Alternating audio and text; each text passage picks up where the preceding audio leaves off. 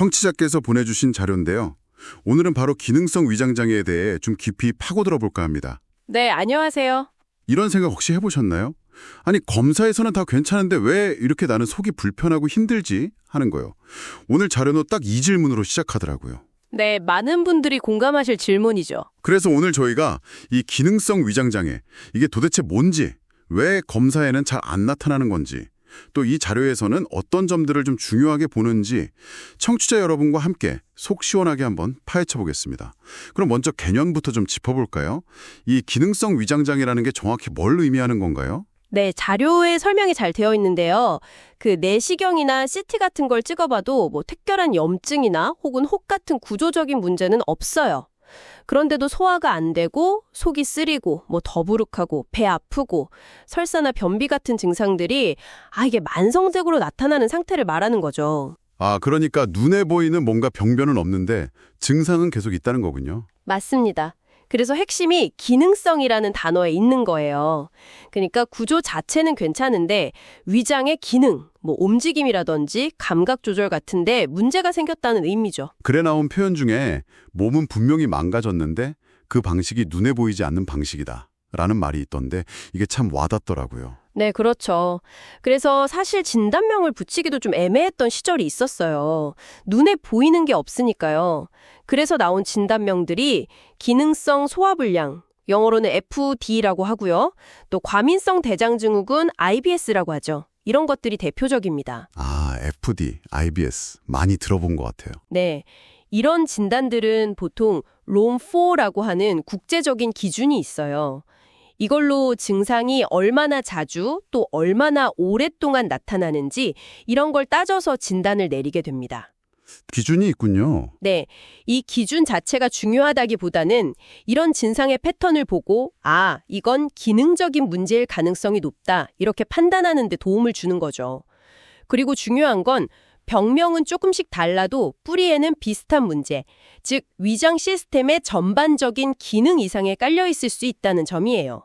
이걸 그냥 신경성이다 이렇게 단순히 치부할 건 아니라는 거죠. 그렇군요.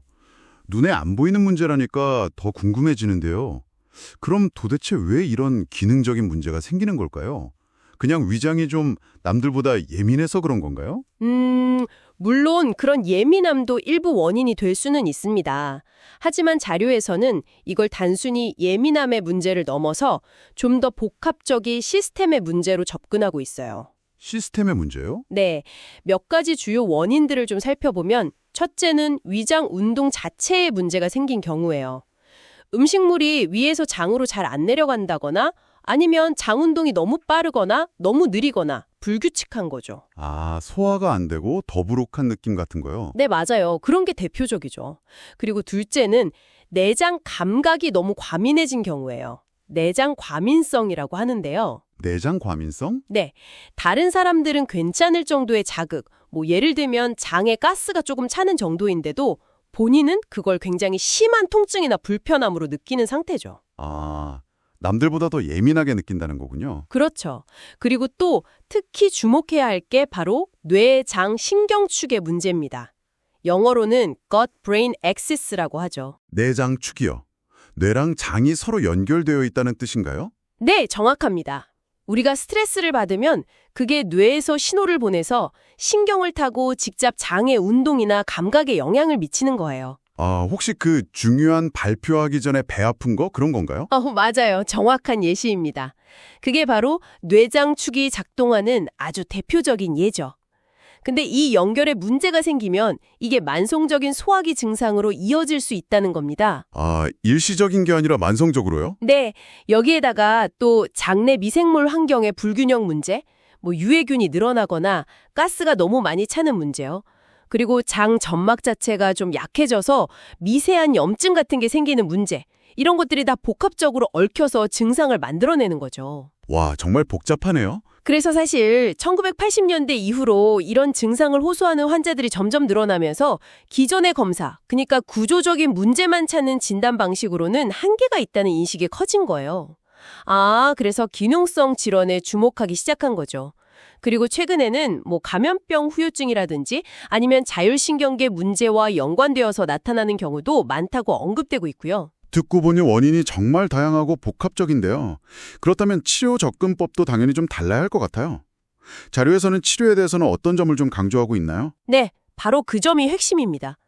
단순히 증상을 좀 억누르는 약 이런 거에만 의존하는 게 아니라 이 깨져버린 시스템 전체를 다시 좀 조율하고 회복시키는 데 초점을 맞춰야 한다는 거예요. 아, 시스템 전체를요? 네, 그래서 약물 치료도 물론 필요할 수 있지만 그것과 함께 식이요법이 굉장히 중요하게 언급돼요.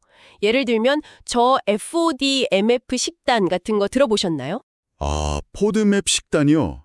네, 들어본 것 같아요. 구체적으로 어떤 건가요? 그게 장에서 쉽게 발효되면서 가스를 많이 만들어내는 특정 탄수화물들이 있어요.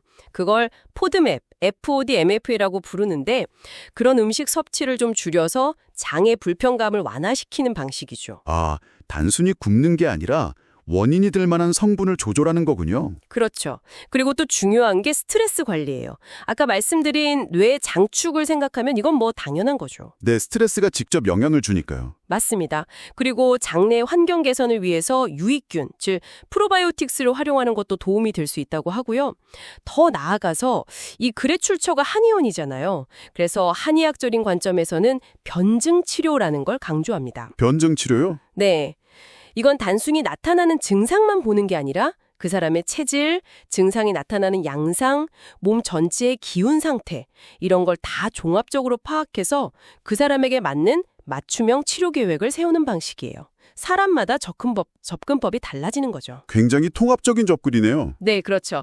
오늘 저희가 살펴본 이 자료는요. 검사상 이상 없음이라는 말이 결코 나는 완전히 괜찮다는 뜻이 아니라는 점을 아주 분명하게 이야기해주고 있습니다. 네. 이 기능성 위장장애는 단순히 성격이 예민해서 그런 게 아니라 우리 몸에 보이지 않는 시스템, 그러니까 위장 운동, 감각, 또 뇌와 장의 소통, 장내 환경 같은 것들이 균형을 잃고 우리에게 보내는 일종의 신호라는 거죠. 아, 몸이 보내는 신호군요. 네, 따라서 치료 역시 당장의 증상만 잠재우려고 하기보다는 이 전체 시스템을 다시 조율하고 회복시키는 그런 관점에서 접근해야 한다는 점을 기억하시면 좋겠습니다. 네, 아주 중요한 말씀이네요. 그래서 마지막으로 청취자 여러분께 이런 질문을 한번 던져보고 싶습니다.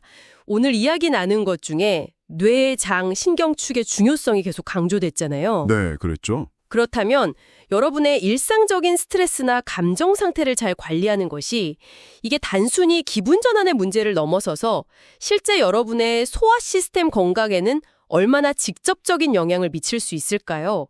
한 번쯤 그 검사 수치 너머에 있는 우리 몸의 중요한 연결고리에 대해서 생각해 보시는 건 어떨까 싶습니다.